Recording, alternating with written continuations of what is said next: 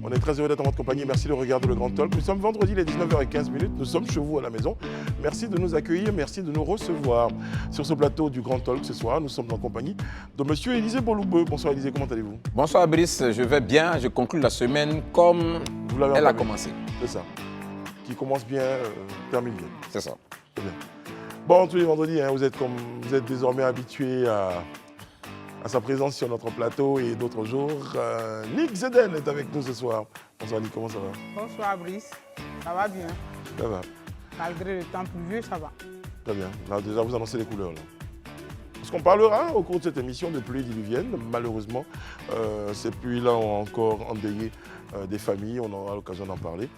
Et puis, on a envie de dire Aquaba. Hein, c'est bien choisi. À notre Daouda national qui est de retour. Salut, Daouda, comment ça va? Ça va Brice. Après une semaine de maladie, je suis de retour. J'avoue que l'appel du corps, je ne l'avais pas écouté. Souvent notre corps nous parle en nous donnant de la douleur, avec le stress, quelques stimuli. Quand on n'écoute pas, les péripéties de la vie font qu'on n'écoute pas tout cela. Mais il nous impose le repos. Ouais. Il m'a imposé le repos pendant 4 jours, mais je suis de retour. Et franchement, vos appels, vos SMS m'ont beaucoup touché. Je tenais vraiment à vous dire merci. Tu seras moins têtu prochainement. En tout cas, vraiment, merci beaucoup. Vous avez bien noté que nous avons gardé votre place bien au chaud. Oui, la place était vraiment bien au chaud. En tout cas, merci. Tu as été le gardien du temple. Exactement. De ce siège-là. Merci, merci. Ce siège-là, je le garde également pour Alain Toussaint, à qui on dit également Yako. Alain qui traverse également un moment en famille difficile. Toute l'équipe de production donc, se joint à moi pour dire du fond du cœur Yako à notre... Sincères condoléances, bon courage. C'est ça. Bon, les amis, on va parler de la CAN. Ça y est, on la connaît désormais, on connaît même son nom. La mascotte de la CAN, la toute prochaine que la Côte d'Ivoire devrait abriter. Bon, je vais être optimiste, va abriter, parce que j'ai regardé Élisée quand j'ai dit devrait. En tout cas, pour la prochaine CAN, notre mascotte s'appelle Aquaba. Elle a été dévoilée aujourd'hui même. Là, voilà, vous l'apercevez en ce moment. Alors, commentaire et voilà, donc vous l'apercevez. Je vais permettre à 2 téléspectateurs de pouvoir nous appeler, un numéro de téléphone qui va s'afficher, pour nous donner, c'est vendredi, leur point de vue sur cette mascotte-là. Mais déjà, on commence à faire le tour sur le plateau. Élisée Boloubeux, vous êtes un spécialiste sport.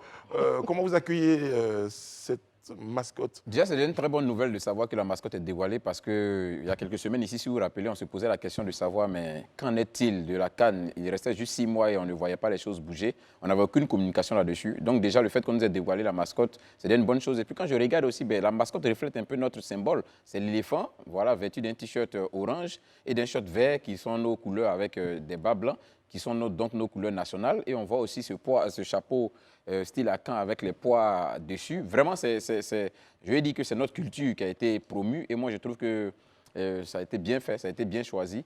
Maintenant, on espère juste que la mascotte ne va pas nous communiquer la lourdeur des éléphants. Et quoique elle soit un éléphant, elle sera beaucoup plus rapide que l'éléphant en réalité. Mais c'est une mascotte... on l'a vu, dans l'image nous présente une mascotte joyeuse, sympathique, accueillante, les bras ouverts pour dire à tout le monde Aquaba. Non, mais en fait, comme ils l'ont dit eux-mêmes, cette mascotte vous symbolise en fait l'hospitalité qui caractérise la Côte d'Ivoire, l'amitié, la générosité et l'esprit d'équipe.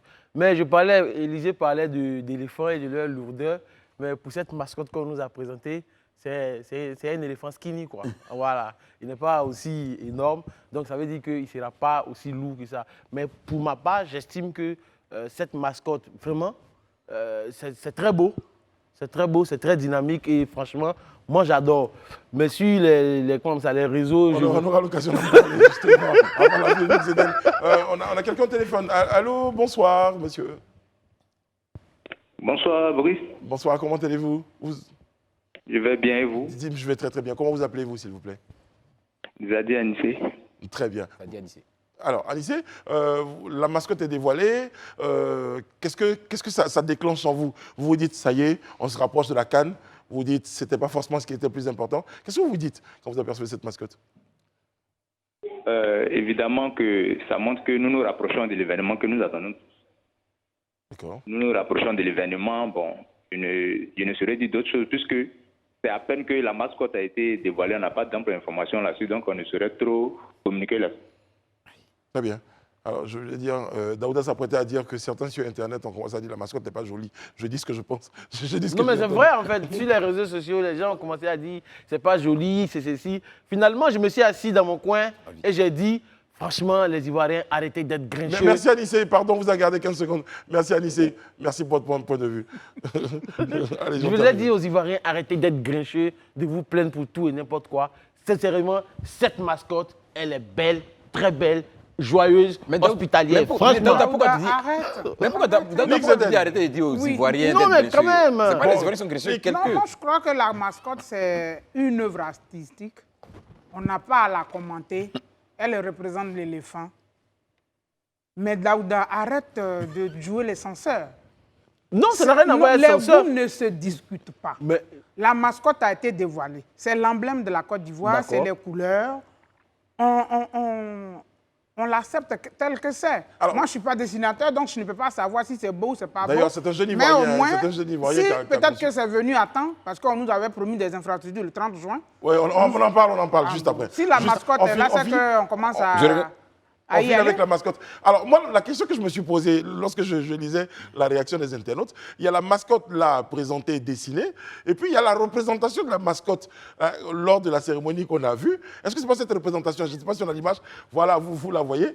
Est-ce que c'est pas cette représentation-là qui a déclenché qui a choqué les gens. Non, mais qu'on le veuille ou pas, la représentation et le dessin ne peuvent jamais être la même chose. Très bien. On l'a vu. Je prends M. Gogo Daouda, 30 secondes. M. Gogo, bonsoir. Oui. Bonsoir, monsieur Arnaud. Très bien. Vous nous appelez Dadjamé. Bon, Oui, Dadjamé. On est encore au boulot. votre avis sur la mascotte? Alors, la mascotte est très belle. Je pense qu'il n'y a même pas de polémique à faire là-dessus. Elle est très belle. Elle reflète, je vais dire, tous les symboles de notre pays. Et donc, il faut accepter. Question de goût, on aura toujours de quoi. La Côte d'Ivoire, elle doit tellement sombrer les gens que forcément, que ce soit la beauté, on aura toujours quelque chose à dire. Très bien. Mais il faut savoir que c'est une œuvre artistique. Donc, forcément, on a l'emblème de la Côte d'Ivoire qui est représenté. On a tous les éléments. C'est ça. Donc, moi, je trouve que c'est la vraie mascotte qu'il fallait pour la CAN 2023. C'est noté, c'est noté. Maintenant, voilà. Alors, je veux dernier mot, s'il vous plaît. Oui. Je vous souhaite vraiment de très bonnes vacances quand vous allez partir pour la saison. Merci de nous avoir égayés pendant toute une année. Merci. À Daouda, qui est notre frère, à Élisée, à Alain Toussaint, à nous, tout le monde sur le plateau là. Très bien. On vous tenait à vous dire vraiment merci. Merci à vous. Merci à toi aussi. Merci, Gogo. Merci beaucoup, c'est gentil. Merci beaucoup. Nick, justement, tu n'étais pas d'accord avec Daouda. Non, Daouda, je dis les goûts ne se discutent pas. Les Ivoiriens ont quand même le droit de dire cette mascotte où elle me plaît ou elle ne me plaît pas. J'ai dit que c'est une œuvre artistique. L'artiste a fait l'œuvre. On y, Oui, il y avait on deux y ou trois voit artistes, l'emblème. hein, c'est la Oui. meilleure qui a été choisie. C'est Il a comme- d'ailleurs remporté 10 millions. Oui, c'est comme le concours Miss. On dit la Miss, c'est la Miss de celles qui se sont présentées. Parmi les nombreuses propositions, c'est la proposition qui a été retenue. Que les Ivoiriens disent leur ressenti, mais Daouda n'est pas un censeur. Et, Non, ça n'a rien rien à- ne dit que ça parce n'a- que lui, il est d'accord, que tout le monde devrait être Mais Nick, d'accord. Très bien. Nick, en fait, ça n'a, sans avoir la prétention de... Ah, tu as la prétention. Non, Parce que quand je- tu dis ils sont grincheux, il Non. faut bien qu'on permette aux gens de s'exprimer. Ok, c'est bien noté. Franchement. Mais le véritable problème dans lequel nous sommes aujourd'hui, c'est que nous sommes à pratiquement 6 mois d'une CAN. Et le monde entier nous regarde. L'Afrique nous regarde. Je ne sais pas si tu te rappelles la scène qui s'est passée avec la CAN passée avec le Cameroun. Donc, du coup, ce n'est pas nous-mêmes Ivoiriens qui allons montrer notre village avec la main gauche. Moi, c'est ça ma problématique en fait. Aujourd'hui, il faut avoir un élan patriotique. Ouais, c'est Il pas faut joli. soutenir. Ouais, c'est pas c'est joli. un- Regardez, c'est joli. Comment? Pas un souci d'élan Mais, patriotique. même chez toi, Brice, quand tu arrives chez toi, tu ne diras pas que ma maison est ici, c'est là. Si, je me dis ça de temps en temps, Non, je me dis là, ma arrête. porte, j'aime pas Ça, trop la non, mais situer. ça, c'est entre toi et ta femme. Non, mais je vais dire, mais Daouda, au dehors, tu ne feras pas ça. Oui, mais D'accord. non, Ça, mais c'est mon point. J'ai 30 secondes sur la question parce que j'ai des questions. Alors, là, on a présenté la mascotte. Allez, on va progresser. Après, c'est des questions de goût et de couleurs. Hein. On pourrait passer toute la vie, on serait encore dessus. Alors, l'autre point, Nick évoquait tout à l'heure, l'autre volet, ça devait être la chanson. Hein. On va parler des stats tout à l'heure rapidement. Donc, il y a l'hymne de la CAN qui est en préparation également, qui va être bientôt. qui sera dévoilé incessamment, selon en tout cas une publication qu'a faite Assalfo, le leader du groupe Magic System, hier sur sa page. Et on sait que c'est à ce groupe-là qu'on avait confié la composition de l'hymne. Et je me rappelle qu'en son temps, il avait dit aux Ivoiriens de se rassurer que ça allait être un hymne inclusif, qui allait prendre en compte en tout cas un certain nombre, je dirais, d'acteurs aussi au niveau musical. Donc on attend de voir ce que ça va donner. Parce que l'une des préoccupations, c'est qu'on avait l'impression, pour les images qu'on ne voyait que le groupe Magic System. Est-ce que l'hymne allait être porté que par le groupe Magic System? Et lorsqu'on dit inclusif, est-ce que ce n'était pas musicalement, est-ce que ça ne devait pas en prendre en compte l'ensemble des sonorités de Côte d'Ivoire? Est-ce que ça voulait dire qu'on aurait plusieurs artistes sur le groupe? C'est la question à se poser également. Mais bon, là, on ne peut pas répondre à la place d'Assalfo. Peut-être qu'on va avoir le temps de l'appeler ici. Quand lui dit inclusive, est-ce que c'est en prenant quelques beats chez tous ceux qui ont déjà chanté pour les éléphants, ou bien ils vont faire comme We Are the World, où il y a eu 15 artistes, peut-être que... Donc on va attendre Brice. Très bien. Quand Assalfo, vous réclamez la patience. Non, moi... J'ai essayé de l'appeler tout à l'heure, mais je crois qu'il n'est pas ici. Moi, je pense que même si Magic System chante l'hymne de la CAN seul, moi, ça ne me pose vraiment aucun problème parce que à plusieurs reprises, Magic System a démontré qu'ils étaient un groupe vraiment formidable. Et je pense que déjà même, il suit RFI, il suit sa page Facebook, il a expliqué que ça allait être une représentation de la couleur ivoirienne. Donc je suis sûr, à mon fort intérieur, que sûrement, ils vont le faire seuls, mais ça sera très bien. Parce qu'ils l'ont déjà fait pour d'autres nations. Ils l'ont fait pour la France, où leurs chansons... Non, ils l'ont pas fait pour la France. S'il te plaît... Ils ne l'ont pas fait pour la France. Non, la France a pris leurs chansons, mais ils n'ont pas fait pour la France. Oui, mais est-ce que ça n'est pas allé à l'euro? Si, parce que ce groupe a démontré, au mondial justement, ce Magic System a démontré qu'ils sont un groupe planétaire, aimé de tous. Donc nous aujourd'hui aussi, c'est une fierté pour nous de les porter, même s'ils ne prennent pas tout le monde. Moi je pense que cette canne-là, c'est la canne des Ivoiriens. Chacun doit y aller, même si on ne l'a pas appelé. Je lis les commentaires tout à l'heure. Voilà. Je lis les commentaires des internautes, c'est assez drôle. On dit, bon, alors là, non, je vais lire à la fin. Alors on va parler d'un sujet plus sérieux. C'est la restitution prévue pour le 30, qui avait été annoncée donc des infrastructures. Et on a le 7. Oui, effectivement, ça, je dis que pour moi, c'est un peu la fausse note de la présentation de la mascotte. C'est vrai que je m'attendais à ce qu'une communication officielle soit faite là-dessus lors de cette représentation, mais selon les informations à ma possession et ce que j'ai bien pu voir, il n'en a pas été question. Parce qu'effectivement, on est sans ignorer qu'il y a quelques 2-3 mois en arrière, le ministre des Sports, M. Claude Paulin Dao, nous annonçait que fin juin, le 30 juin, on restituerait à la CAF l'ensemble des infrastructures qui avaient été construites dans le cadre de cette CAN. Bon, là, aujourd'hui, on est le 7 juillet. On n'a aucune communication officielle. On n'a pas vu aussi une restitution officielle qui a été faite. Pour moi, ça a été un peu la fausse note de cette présentation. Je me suis dit que c'est vrai, à l'impossible n'est tenu. À l'impossible n'est tenu. C'est vrai qu'on peut avoir donné une date parce qu'on estimait qu'au regard de l'avancée des travaux, on tomberait dans ce délai. Mais comme on le dit, on est sans ignorer aussi qu'aujourd'hui, avec le facteur climatique, tout ce qui se passe, il peut y avoir des retards dans les travaux, mais c'est mieux d'en parler. Vous dites qu'on vous avait dit que c'était le 30, mais si vous constatez qu'on n'est pas là le 30, on sera là le tel septembre ou bien le tel octobre et autres. Moi, c'est vraiment une communication assez responsable. Mais moi, je pense que c'est important qu'on le dise aux Ivoiriens. Vous pouvez me dire, j'ai cru, en préparation d'émission, avoir vu une date, mi-juillet, je parlais d'une date qui avait été annoncée comme ça. Si quelqu'un a l'information, on pourra la partager avec nous. Nick et Daoud ensuite. Le 30 juin est passé, on est le 7. On ne va pas faire... Georgette Eba nous dit, mais 30 juin n'est pas arrivé. De quel 30 juin on parle, Georgette? Non, je veux dire qu'on ne pourra pas... On va nous reprocher d'être dans le fétichisme des chiffres, mais toujours est-il qu'on va allègrement vers l'organisation de cette compétition. On n'a pas respecté le 30. Comme le dit Élysée, on est dans un monde où, quand tu ne parles pas, tu laisses le temps aux rumeurs de s'installer. Donc, la présentation, le temps de dévoiler la mascotte était un bon moment pour dire où nous en sommes. Pourquoi le 30, on n'a pas donné toutes les infrastructures? Mais la CAF est représentée ici, elle n'est pas loin. Donc, si, entre la CAF et la COCAN ou bien le ministère des Sports, il n'y a pas encore eu quelque chose, toujours est-il que nous croisons les doigts pour que cette CAN de l'hospitalité ait effectivement lieu. Peut-être que tout ne sera pas parfait, mais on va y aller là. Tu vois qu'on se rappelle que le logo, pour le on a la Cameroun mascotte, et même pour si l'Égypte, logo... les infrastructures n'étaient pas totalement prêtes avant le démarrage de la CAN. Hein. Non, pour le Non, il Cameroun, faut pas, à la il faut veille, pas, non, à la veille, on était en train Brice, de il ne faire... faut pas prendre des Mais exemples. en fait, moi, des je ne sais choses- pas pourquoi on est en train d'épiloguer sur cette question d'infrastructure, dans la mesure où ce n'est pas le COCAN qui est en charge de la construction de ces infrastructures, des stades et autres. Ça c'est un fait. Eux, ils sont là pour l'organisation. On doit leur livrer les stades. Donc, eux, aujourd'hui, le COCAN est venu pour présenter sa mascotte. Donc, ce n'est pas... Non, non, Tu- non, attends, non, non, non, attends, non, attends, non, en fait, non, mais s'il vous plaît, si je ne peux pas m'exprimer, ça ne sert à rien. Entendez le discours de Daouda. Parce que j'ai dit, le COCAN est chargé de l'organisation de la CAN.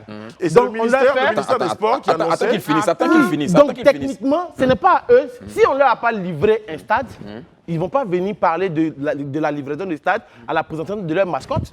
C'est ce qui est évidemment logique. Alors, Maintenant, vous entendez, écoutez la Je vidéo. vais réagir. Est-ce Oui. que tu as suivi la cérémonie? Tu sais qui a pris la parole à la cérémonie? Vas-y, C'est le ministre Damon Paulin. d'accord. Il n'est pas président du COCAN. Le Oui. COCAN est dirigé par le ministre Amicha. Le ministre Damon Paulin a pris la parole et il a expliqué lui-même la mascotte. Oui. Il a expliqué la mascotte, pourquoi la trompe était levée, pourquoi les défenses. Il a tout expliqué. D'accord. Et lui, c'est lui qui a la responsabilité des infrastructures. Mais cette cérémonie-là est dédiée à la présentation de la Mais est-ce que mascotte. tu peux nous permettre, on peut se comprendre un peu? Oui, mais écoutons-nous aussi, parce que j'ai dit, c'est le COCAN qui organise son événement. Il prend, il prend la parole à quel titre? Mais en tant que ministre des Sports, Voilà. Et donc, donc est-ce qu'il doit, c'est le lieu là maintenant de parler des infrastructures sportives? D'accord, s'il vous plaît, tous les deux. Alors, c'est peut-être pas le lieu. Est-ce que c'est le lieu? On va laisser le lieu. Non, je vais lui répondre. Pourquoi c'est pas le lieu? Non, s'il Est-ce vous que c'est plaît. le lieu? Mais pourquoi c'est pas le lieu? Mais parce que le COCAN organise son événement. Monsieur, J'organise monsieur, mon événement pour monsieur, présenter ma mascotte. Messieurs, je vous mets d'accord, s'il vous plaît. On va s'entendre. Élisée Boulougou, votre point, c'est qu'à la date du 7 juillet, Oui, on n'a toujours pas d'informations concernant la restitution. oui. Des infrastructures qui étaient censées se faire le 30 juin. Et vous Logiquement, à la fin du estimez mois. qu'il était possible Et qu'on j'estime utilise que c'était comme un prétexte la voilà, présentation. c'était un prétexte Mais tout Daouda, prouvé. il estime que ça pouvait ne pas être un prétexte. On ne va pas discuter là-dessus. Pour l'instant, l'information principale que vous portez, c'est qu'à la date du 7 juillet, on n'est pas d'informations concernant cette restitution. Oui. D'accord. On va Et vous pouvez même me concéder le fait que je m'interroge. Mais Parce tu que- peux au moins nous Non, concéder non, le non, point, non, c'est non, que Daouda, c'est pas le Daouda. lieu. Mais pourquoi c'est Non, pas le lieu? pourquoi? Ça pouvait être Le lieu, c'est lequel? ou pas. Attends, le lieu, c'est D'accord. lequel? Non, le lieu, c'est lequel? Le lieu, c'est lequel? C'est Bon, une conférence de polémique presse pas sur publique? le lieu. Non, mais le lieu, c'est une conférence Attends, publique. Daouda, Vous savez, le lieu, arrête. c'est une conférence Monique, publique. Monique. Oui. Mais finalement, Nick, Daouda, Daouda, arrête, Daouda, arrête. Non, donne ton point, laisse Daouda, arrête. S'il vous plaît. s'il Ce vous que plaît. Oui. je voulais dire, Daouda, oui. Daouda. là, il ne Faut faut organiser pas le plateau. t'ériger en avocat à tout instant. La COCAN, Oui. on est là, COCAN, la oui. mascotte, c'est pour la CAN. Aquaba, c'est pour la CAN. Les infrastructures aussi participent de l'organisation de cet événement-là. Ce que Élysée dit, on nous avait promis le 30, c'est le ministre qui a pris la parole. On a voulu juste insister sur le fait qu'il aurait pu dire les infrastructures ne seront pas... Mais il a n'ont pas- jugé que ce n'était pas utile. Mais toi, tu étais dans le secret des dieux. Non. Est-ce que Alors, toi, donc, tu étais dans le secret des dieux? Ménique, au-delà, c'est vrai que Daouda est un peu agité.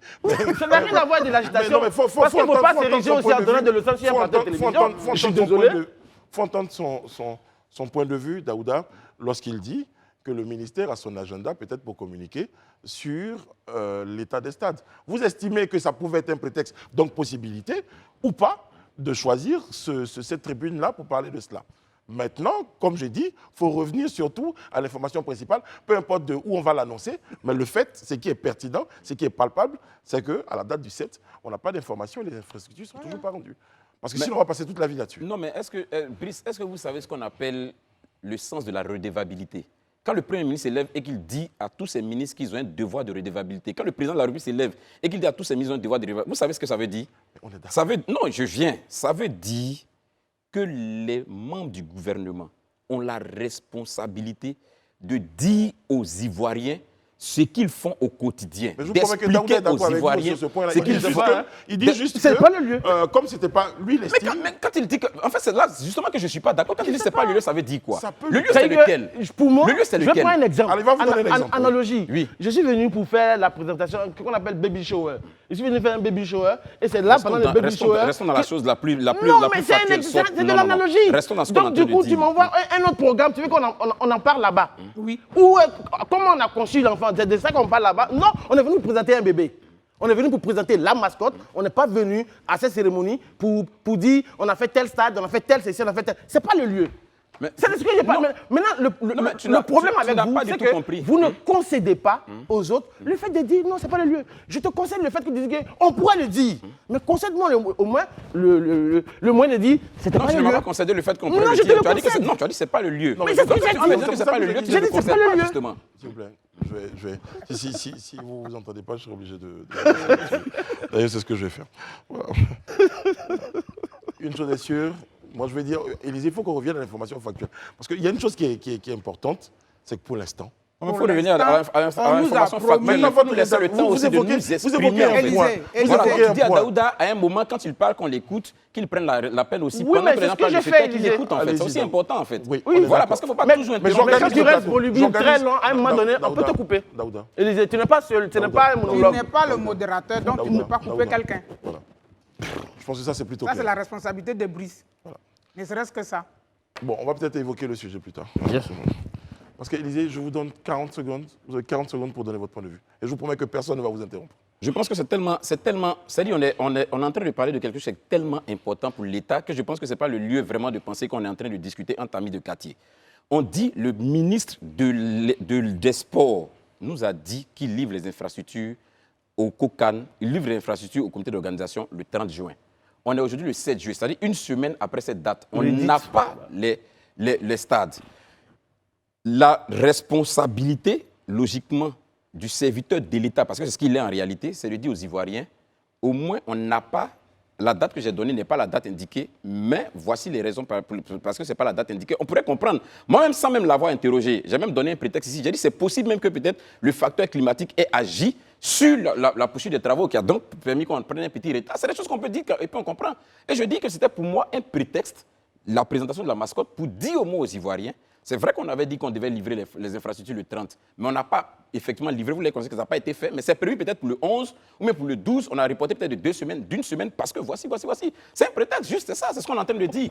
Et ça, c'est du devoir du représentant de l'État de le faire. C'est ce qu'on appelle le sens de la redevabilité. Ça, c'est important. Très bien. Merci, Élisée.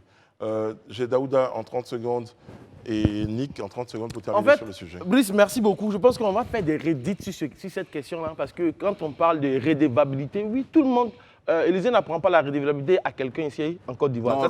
Va vite ton point, tu n'as pas besoin de je peux continuer. Ne me donne aucune leçon, tu poursuis ton point, mon ami. Maintenant, le point, c'est qu'aujourd'hui, comme on l'a dit, dans l'organisation de la CAN, nous tous on le sait ici, le COCAN est chargé de quelque chose, le ministère des Sports est chargé de quelque chose, et la FIFA est chargée de d'autres choses. Donc, dans cet événement, l'événement de ce jour, c'est la présentation d'une mascotte. Même si le ministre, en tant qu'institution, en tant que cadre, il a été invité, vous venez de parler en tant que tutelle. Invité. Toi, tu sais comment l'organisation de cette cérémonie a été faite? Il n'a pas été. Mais non. Non, mais Élisée, on vous a laissé terminer, Élisée. Bon, après vous érigez en dehors de leçons, non, tu nous coupes. C'est pas bien grave. Mais je n'ai pas fini, Brice. Parce qu'à la vérité. 10 secondes. Oui, il me reste 10 secondes. À la vérité, la présentation de la mascotte n'était pas, pour moi, le lieu de dire non, on va parler des infrastructures parce que c'est sûrement assez long. Il y a 6 stades et les infrastructures ne s'éliminent pas seulement qu'au stade. Il y a aussi la santé, il y a aussi la sécurité, il y a aussi toute l'hôtellerie. Ça aussi, c'est important. Il fallait qu'on en parle. Et ce n'est pas le lieu. Nick Zeden.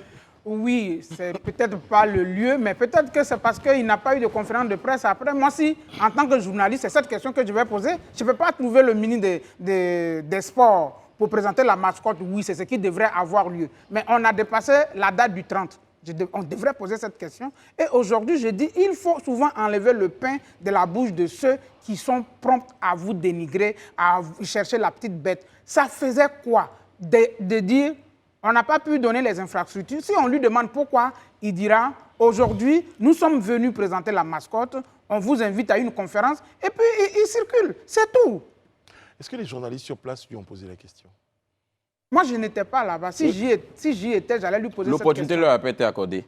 Il a juste fini de présenter. C'était une cérémonie assez sobre. Il était même pratiquement l'unique intervenant. C'est fini, ils sont partis. Il n'y a pas eu d'autres interventions. Il a été chanceux. Très bien, il a été chanceux. Vous l'avez dit. Parce que vous lui reposez la question. Oui. Voilà. Ça, c'est une question pertinente. En tout cas, il ne nous reste pas mis dans la logité. Donc, on va dire globalement... Mais il y a une information capitale aussi qu'il faut partager. C'est que le ministre, dans son intervention, a indiqué la date du 12 octobre pour le tirage des poules de la CAN. Ça se fera à Abidjan le 12 octobre. C'était important. Donc, ça veut dire qu'il y a une question de calendrier. Chaque chose en son temps. Daouda, quand tu seras dans Non, le Nick, staff... franchement, Je vais Nick, lire, en fait, je vais ça, lire, franchement, s'il ça vous s'intéresse plaît. pas à vous, Non, en s'il vous fait. plaît. Si S'il j'ai vous besoin de plaît, vous s'il parler, vous je vous plaît, dirai, s'il vous Nick plaît, Zeden, je s'il vous dis plaît, ça. S'il vous plaît. Voilà. S'il vous plaît. Faites quoi? Inutilement agressif. Non, mais s'il vous plaît, il faut vraiment être discipliné sur le plateau, s'il vous plaît. C'est important. Je vais revenir à quelques messages, juste avant d'aller au JT, pour essayer de vous calmer. Faisons l'effort d'aimer notre mascotte. Signé Titi Elogne. Ballot, ballot, est-ce que pied d'éléphant est petit? Bon, ça vous met d'accord au moins.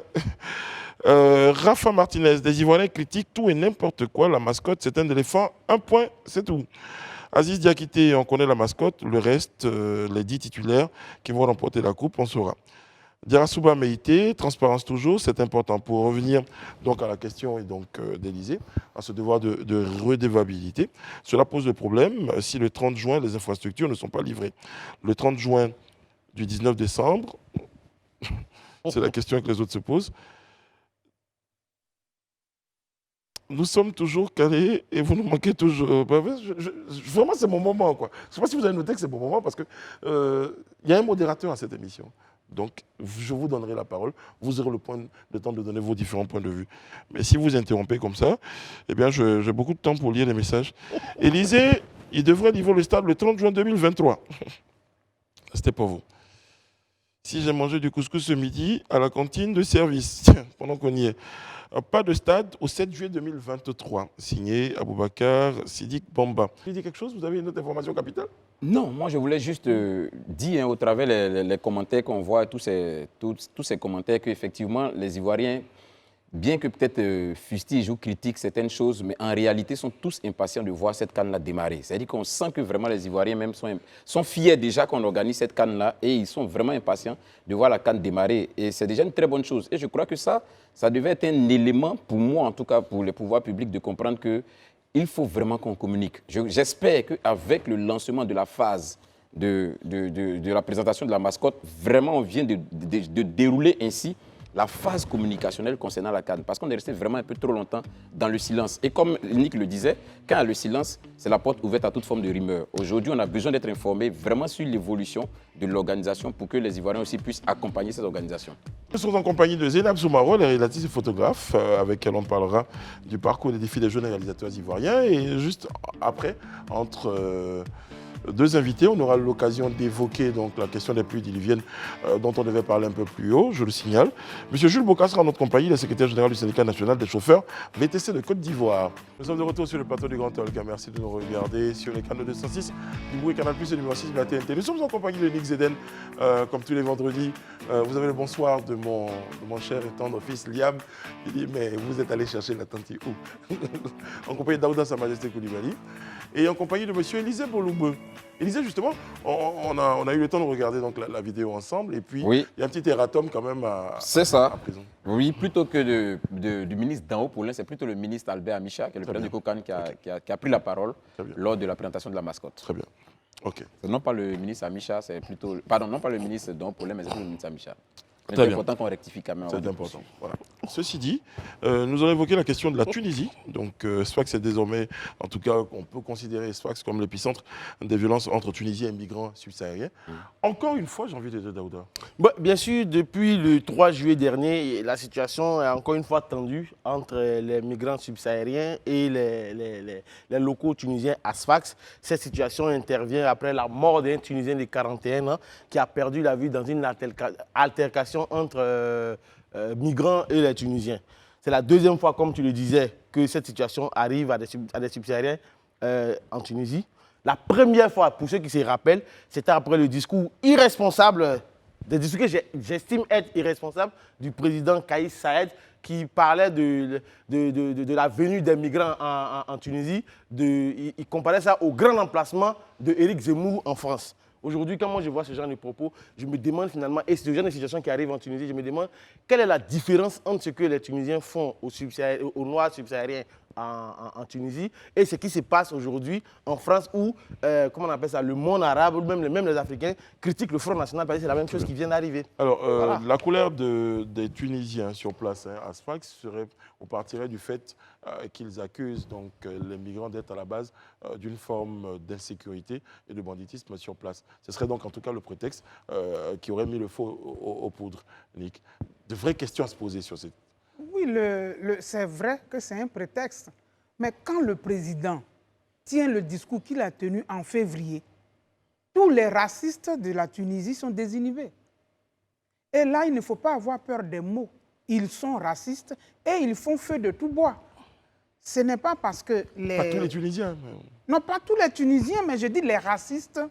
Parce qu'on peut être un peu dans Nuancé. des attitudes pas avouables, mais quand un président, sans prendre de gants, accuse une communauté qui est chez lui, parce qu'ils ne se considèrent pas comme un État africain, ils disent que ces subsahariens sont venus pour que leur État, la Tunisie, soit considérée comme un État africain. Ils sont où, les Tunisiens? Oui, mais il y a à ce propos, il y a aussi une levée de bouclier de la part des organisations, des ONG tunisiennes qui ont dénoncé les propos et des violences qui avaient été faites. Oui, effectivement, mais là, je dis que parce qu'ils ont été désinhibés, ils saisissent, c'est normal quand quelqu'un a été poignardé, mais qu'ils ne mettent pas dans le lot tous les subsahariens qui sont chez eux ne sont pas des gens qui n'ont pas de papier. Il y a des étudiants, par exemple, ivoiriens qui ont une bourse tunisienne. Mais quand vous pourchassez, moi j'ai lu des reportages où on a chassé des gens depuis leur bâtiment. Là, ils font feu de tout bois et c'est vraiment difficile comme situation. Merci, Nick. Élisée Boulougou, c'est déplorable. Hein, moi, je pense que ce qui se passe en Tunisie est un véritable problème de droits humains. Et c'est choquant même que jusque-là, on va me taxer encore d'être rabat-joie. Jusque-là, et que l'Union africaine, que les entités au niveau supranational restent sans voix devant une telle situation. On peut comprendre que la première fois, on puisse dire que ça a été une question d'erreur ou bien ça a été quelque chose qu'on a fait qui n'a pas... Mais une seconde fois de cette nature, et si on veut aller même sur l'argumentaire du fait que quelqu'un a été poignardé, a été tué, mais vous savez, une société civilisée, ce n'est pas comme ça qu'on règle les problèmes. Si on a mis dans la société la police, si on a mis dans la société les forces de sécurité, mais c'est justement pour combattre le banditisme. Donc c'est à ces forces-là de trouver les moyens de faire arrêter les agressions et le banditisme. Ce n'est pas à la population de se faire justice. C'est comme si en Côte d'Ivoire, les Tunisiens se rendaient coupables d'une situation et que les Ivoiriens décident de... Mais je ne vais même pas loin. Je vais te prendre même juste un exemple. On a vu la dernière fois sur une vidéo ici. Le policier ivoirien qui s'est fait gifler par un ressortissant tunisien. Ça, je le dis ouvertement sur le plateau ici sans cacher. C'était un ressortissant tunisien. À quel moment on a vu un Ivoirien se révolter ou bien s'en prendre à la communauté tunisienne? Ça n'a pas été possible. Donc, arrivé un moment, il faut qu'on ait le courage de dire que ce qui est en train de se passer en Tunisie, là, si on y prend garde, parce qu'à un moment, ça risque de déborder le vase et puis finalement, les États vont décider de réagir, ou ceux qui ont leurs parents là-bas vont décider de réagir. Vous savez qu'est-ce que ça va devenir au final? Donc vraiment, il faut que les pouvoirs publics, il faut que l'Union africaine, il faut que les entités supranationales prennent ce problème à bras le corps et qu'on arrête ce qui se passe. Je voyais une vidéo de Ange Freddy, un humoriste ivoirien, qui se trouvait en Tunisie, justement, qui estimait avoir été maltraité donc, par un agent des forces de l'ordre tunisiennes, parce qu'on leur a même demandé de payer son billet retour, alors qu'il avait billet à leur retour. Il avait patienté près de 6 heures, il est allé s'en plaindre et malheureusement, il n'a pas été traité comme il fallait, il est dénoncé sur sa page. Bon, on en parle comme ça pour dire qu'il faut qu'on fasse quelque chose, parce que la situation qui est en Tunisie est déplorable. Donc, on aura le temps de revenir là-dessus, mais bon, on va prendre un autre invité. Nous sommes en compagnie pour la suite de Mme Zainab Soumaoro qui nous rejoint sur le plateau des Grands Talks. Elle est réalisatrice et photographe. C'est vendredi, on a un petit clin d'œil donc à la culture que nous faisons. Mme Soumaoro n'est pas venue les mains vides. Je peux vous assurer qu'elle a remporté 3 trophées. Bonsoir, madame. Merci d'être sur le plateau des Grands Talks. Alors, vous êtes réalisatrice d'un court-métrage baptisé « Sur les traces de mes ancêtres ». C'est cela. Vous êtes jeune réalisatrice, j'ai envie de dire. Vous acceptez que je vous le dise. Très, très bien. Donc, ce court-métrage donc a remporté les 3 trophées. On les présente déjà rapidement? Oui, le premier prix, c'est le prix Clap Ivoire. J'ai reçu lors de la phase nationale le prix du meilleur film documentaire. Et après, j'ai reçu à la phase internationale le prix du meilleur film d'intégration. Et après cela, je suis passée à 4 Blancs Cinéma où j'ai reçu le prix de la meilleure réalisatrice pour l'édition 2022. Et après cela, je suis partie à Ouaga où j'ai reçu le deuxième prix Film École au FESPACO 2023. Très bien. Bravo. Bravo. Franchement, on vous célèbre. Alors, sur les traces de mes ancêtres, on parle de quoi? Ça parle de l'histoire de mes ancêtres, les guerriers Soumaoro de Samatigila.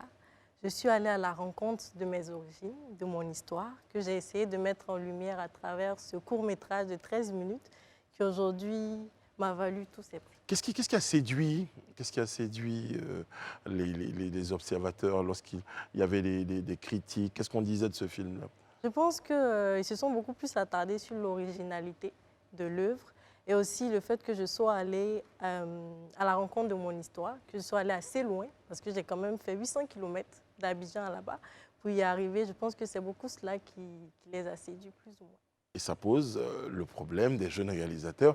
Vous avez fait 800 km, vous êtes allé avec une équipe de tournage, il y avait des acteurs, enfin je veux dire, il y a tout cela que vous avez tourné, on va dire quoi, avec vos propres moyens. Est-ce que vous avez été soutenu, accompagné? Ah non, mais il faut dire quand même que c'était un film d'école. Oui. Et l'objectif justement de l'établissement qui est l'ISTC, où j'ai présenté le film lors de ma soutenance, l'objectif c'est de nous amener à se débrouiller seuls, à se battre seuls et à réaliser un court-métrage de qualité malgré nos moyens.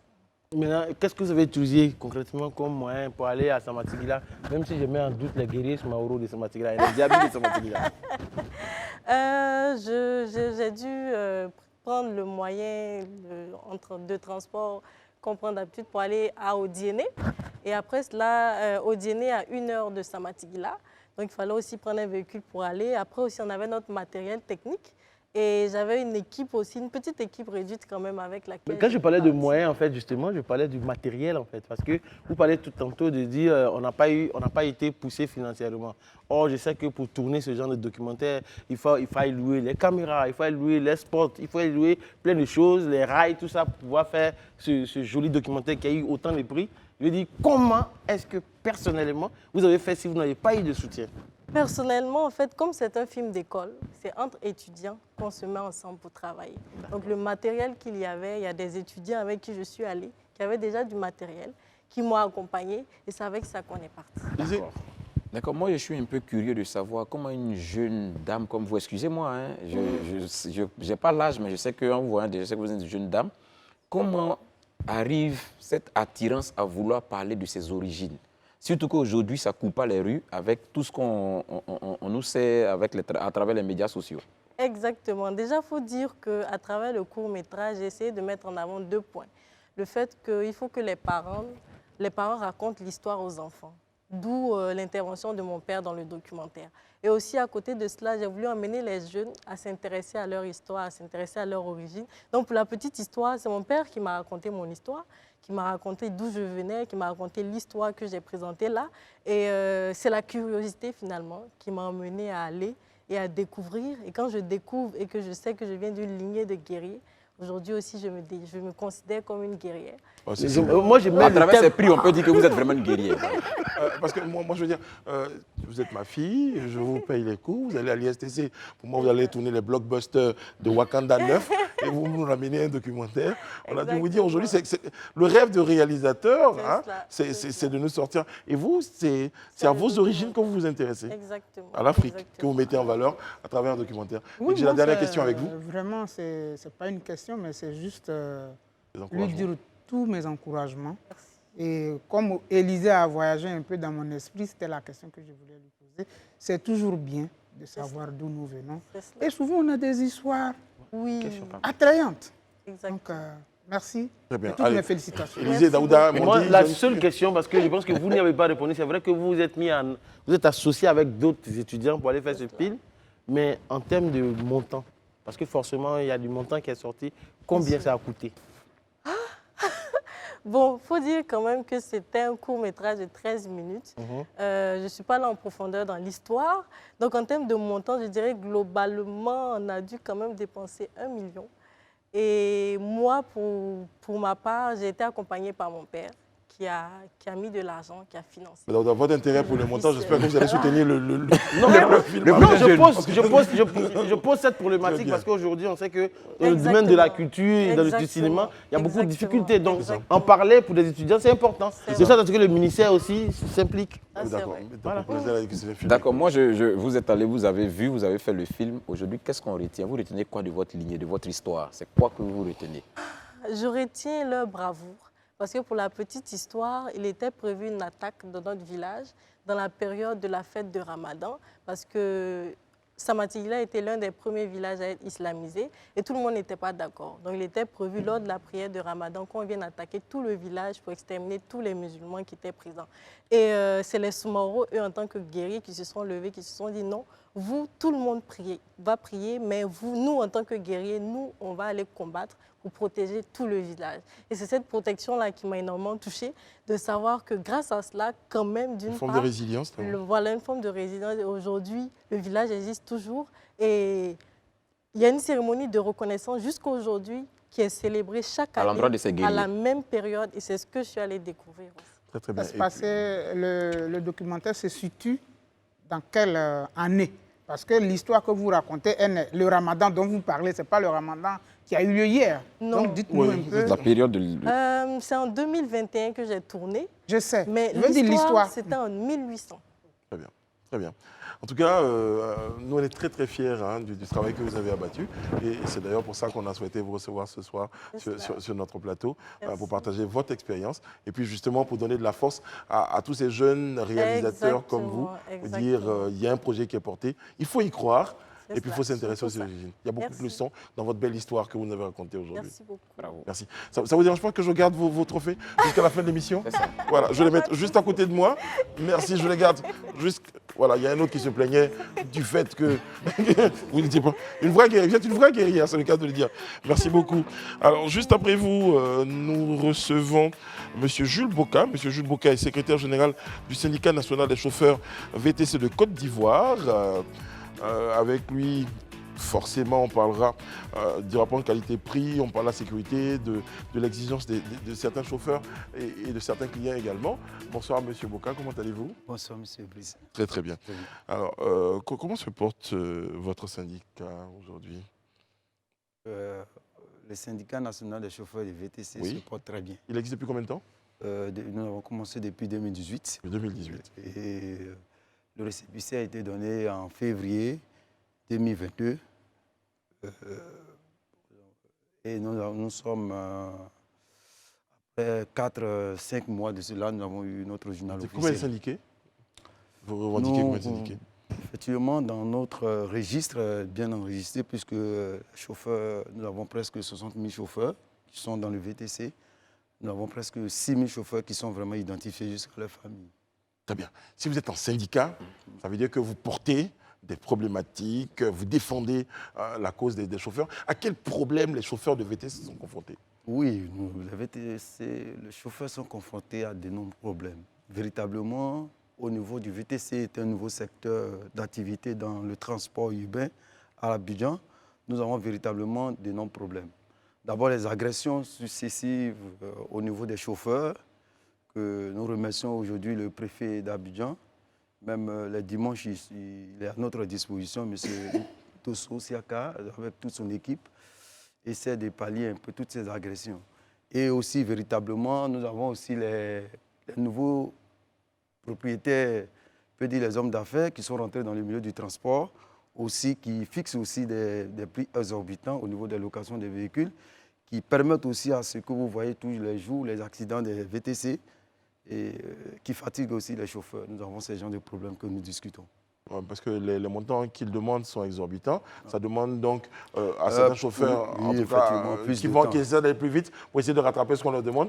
Et malheureusement, cette conséquence, ça occasionne des accidents. Ce que vous disiez. Je vous ai écouté, mais dans tout ce que vous avez dit, j'ai vu nulle part figurer la mention de la formation de vos chauffeurs. est-ce que ça, c'est quelque chose qui est pris en compte? Parce que parfois, on se monte dans des VTC et on est confronté franchement à un, excusez-moi du terme, mais un manque de savoir-vivre du chauffeur, en fait, qui communique pendant que vous êtes avec lui, qui vous aborde vraiment sans la civilité qu'il va avec. Est-ce que la formation est prise en compte chez vous? Je peux vous revenir la question. Est-ce que vous pouvez nous montrer une école de formation de chauffeurs?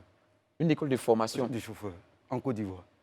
Non, les chauffeurs s'organisent pour se former. Les chauffeurs s'organisent pour se former, Oui. les chauffeurs s'organisent pour Oui. se recycler. Il y a une école de recyclage. Je peux dire qu'il y a des périodes de recyclage, mais il n'y a pas d'école de formation. Alors, Le taxi recyclage, c'est existe quoi, depuis longtemps. Oui. Je peux dire à Abidjan, dans le territoire d'Abidjan, est-ce que vous avez eu une école de formation des chauffeurs de taxi? Dites-le moi, nous on va aller se former. Non, mais juste... Alors, mais donc, du coup, sachant que dans le transport urbain, il n'y a pas d'école de formation. Non, Si le VTC Bon, est un nouveau secteur... Monsieur Boka, monsieur oui. Mbouligue va préciser sa pensée et puis Oui. peut-être que ça va vous aider à répondre. Je pense bien. Voilà. Vous êtes mis en association. Je pense En que, syndicat. En syndicat, pardon. Et il a dit c'est pour défendre un certain nombre de problématiques. Oui, c'est ça. J'estime aujourd'hui que votre objectif, en vous mettant en syndicat, c'est de défendre votre problématique, mais c'est de permettre d'avoir de la clientèle, permettre de réaliser vos activités comme il se doit. Nous, qui sommes clients, il nous arrive de remonter vers vous, qui êtes syndicat. Si j'ai un litige, c'est vers vous que je vais aller prendre syndicat pour peut-être...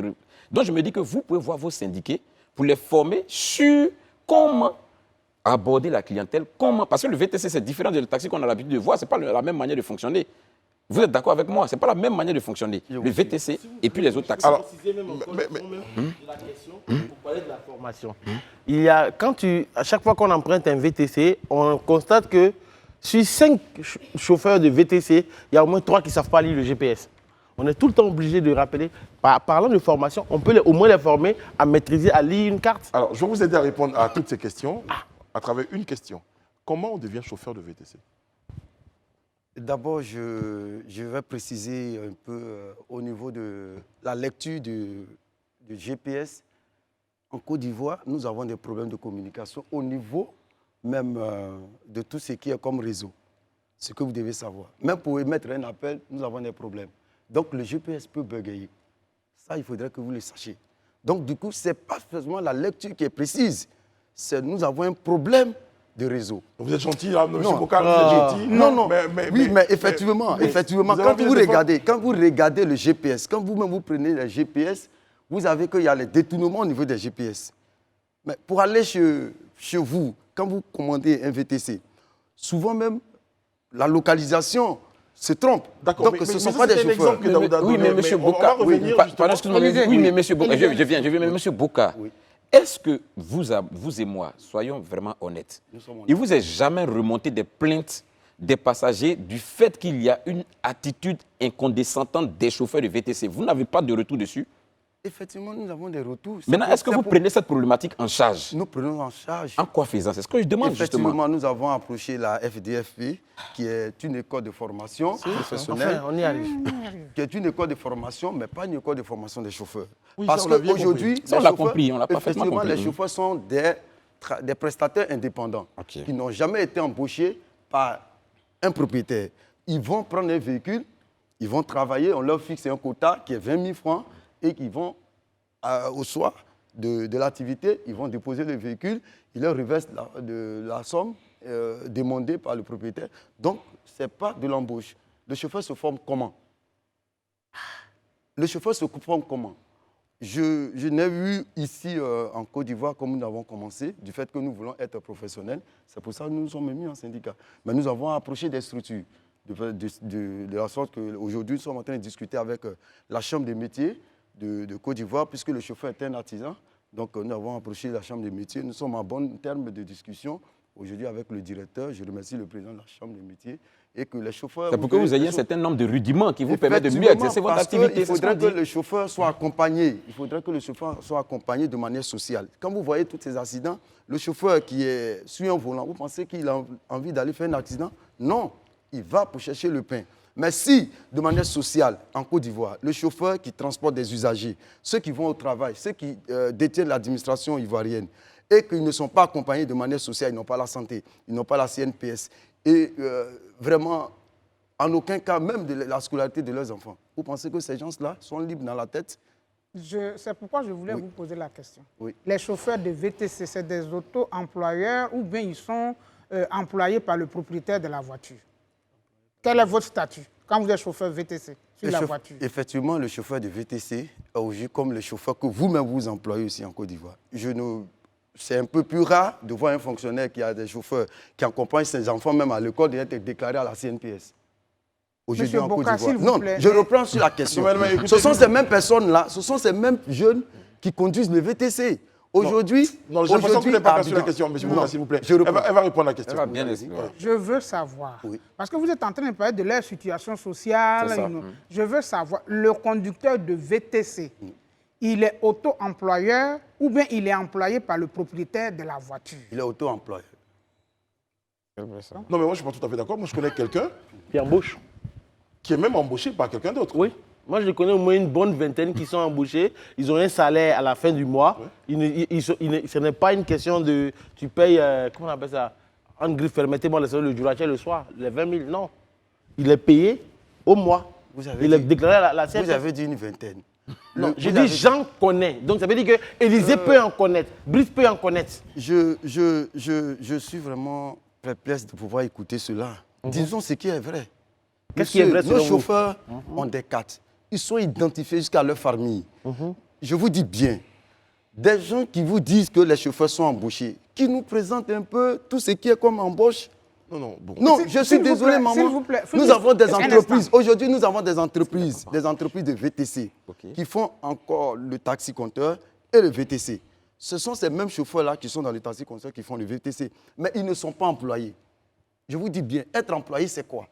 Le monsieur là, sa CNPS, il a son assurance, il a son salaire, ses enfants sont protégés. Où est-ce que vous avez vu ça? Montrez-moi l'entreprise, je vais envoyer mes chauffeurs là-bas.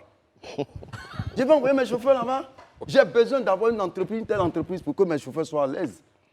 Pour ne pas qu'on ait tous ces accidents. Vous savez combien d'accidents on a en moins de combien de mois? En moins de 5 mois, nous avons 1206 accidents. À qui la faute, M. Bouka? Voilà, c'est à vous la faute. Dites-moi comment. Ah, vous qui? Mais c'est à vous. Les passagers, vous qui pensez que les chauffeurs sont embauchés, qu'ils sont à l'aise. Mais comment vous pouvez dire que c'est à nous la C'est faute? lui. Mais parce que je vous dis qu'il n'y a pas d'entreprise qui accompagne les chauffeurs. Il n'y a pas de structure qui accompagne les chauffeurs de manière sociale. Aujourd'hui, c'est ce problème-là que nous vivons. C'est pour ça que chaque fois, nous avons des rencontres. Je vais vous donner un cas précis. On a quelqu'un qui travaille ici, qui est dans un VTC, donc sur le chemin, dans la discussion. Le chauffeur du VTC décide de changer de voie. Et malheureusement, les dames dans le VTC, elles prennent peur, elles sautent du véhicule et tout cela. Et c'est la faute de nous qui sommes ici, là? Si le chauffeur veut changer de voie... Il ne prévient pas les personnes. Ça, c'est la formation qui veut qu'on prévienne la personne, M. Bouka. Vous ne pouvez pas dire Ça qu'on m'amène, peut partir d'une particularité à la généralité. Oui, voilà pourquoi on veut savoir quel est le niveau d'études des chauffeurs VTC. Peut-être que si on sait ça, on pourra un peu. Mais en fait, c'est une suivre. question à laquelle vous parlez du niveau d'études, mais c'est surtout comment on devient chauffeur de VTC. Il n'a pas encore répondu à ça. Oui, mais quand vous dites que c'est d'avoir un permis, d'avoir un permis et de suivre une petite formation, je peux dire bien, une petite formation, de l'enseignement des applications, parce que le GPS... Une formation, donc. Une petite formation, c'est-à-dire que les indications, comment est-ce que l'application fonctionne. Puisque le VTC, qui comporte 3 compartiments, nous avons d'abord les émetteurs d'applications, les entrepreneurs qui sont des transporteurs ou des entreprises de transport, et le chauffeur qui est un prestataire. Vous comprenez? Donc, les émetteurs d'applications, que vous connaissez, je préfère ne pas une publicité, ils disent, bon, ok, voici comment est-ce que mon application fonctionne.